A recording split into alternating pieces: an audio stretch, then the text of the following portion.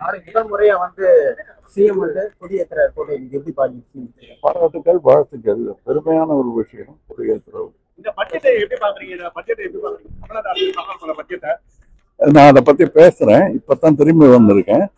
நிறைய கிரிட்டிசிசமும் இருக்கு, நிறைய பாராட்டுகளும் இருக்கு. டீலிமிட்டேஷன் பாத்தீங்கன்னா இப்போ ஒரு முறை அது தேர்ந்தெடுத்திருக்காங்க. ஆனா தற்போது பாத்தீங்கன்னா காங்கிரஸோட சாரி திமுகவோட நிலைப்பாடு தெரிஞ்சிருக்காங்க டீலிமிட்டேஷன் பத்தி. அவங்க திமுக நிலைப்பாட திமுக சொல்லுவாங்க. என்னுடைய நிலைப்பாட நான் என்னைக்கோ சொல்லியா.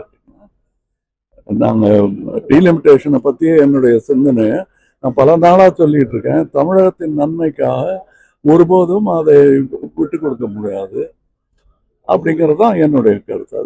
காவிரியில பாத்தீங்கன்னா நீர் அவங்க நம்ம கொடுக்கல, மழை பெய்ததன் காரணமாக நீர் திறந்து விடப்பட்டிருக்கு. இதே நிலைமை நிரம்பிட்டா எஸ்சி கொடுத்த ட்ரிபியூனல் கொடுத்த அந்த அறிவுரைப்படி நம்ம நடந்துக்கிறது தான் நல்லது. எனக்கு மக்களின் நலன் அது மக்களுக்கு போது நான் என்ன கர்நாடகா வேற தமிழ்நாடு வேற, காவிரி நம்மளுடைய சொத்து, எல்லாருக்கும் பகிர்ந்திருக்கணும், நட்புறவு நீடிக்கணும், தண்ணி எல்லாருக்கும் வேணுங்க. அது இல்லாம எத்தனை நாள் இருக்க முடியும் நம்ம? அதனால அது முக்கியமான முதல் முறையா சிஎம் கொடியேற்ற போட்டு நீங்க எப்படி பாக்குறீங்க? பாராட்டுக்கள், வாழ்த்துக்கள். பெருமையான ஒரு விஷயம் கொடியேற்றுறது.